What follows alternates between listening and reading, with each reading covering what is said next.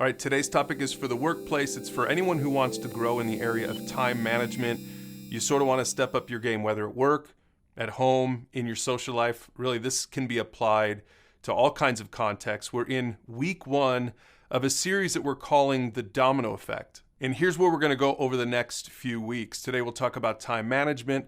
Next time we'll talk about the ceiling of achievement. And then we're going to get really practical and talk about the cycle of accountability. But I want to start with this thought from author Gary Keller. He calls this the focusing question in his book, The One Thing. I'll put a link to it down below so you can read it because most of these concepts in the series are coming from his book. The focusing question goes like this: what's the one thing I can do such that by doing it, everything else will be either easier or unnecessary? And it's really the idea behind this domino effect. Physics actually proves that one domino can bring down a domino that's 50% larger. So really what you're trying to accomplish then is to figure out what that one domino is.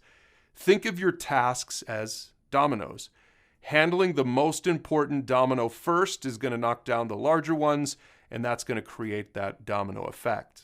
Another helpful image for time management is to think of an iceberg. Let's call this stuff that you can see above the waterline your productivity. This is what you can see, what your boss can see. This is the stuff that we're really measuring at the end of the day. But it's not actually the most important thing. If you look below the waterline, you've got what we would call priorities. You need to make sure to take some time to get your priorities figured out before you can even start talking about measuring productivity. But even deeper still is what we would call purpose. If you don't understand the why behind it all, then it's almost impossible to accurately set your priorities, and at the end of the day, your productivity just won't be there. So here's an exercise you can do if you're trying to work on your time management skills.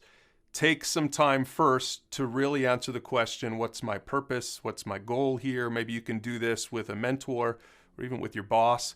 And then set some priorities, 3 to 5 strategic objectives in your life. And then eventually you can start talking about productivity in terms of actual measurable tasks and stuff that you can sort of map out so that you can grow in this area of time management.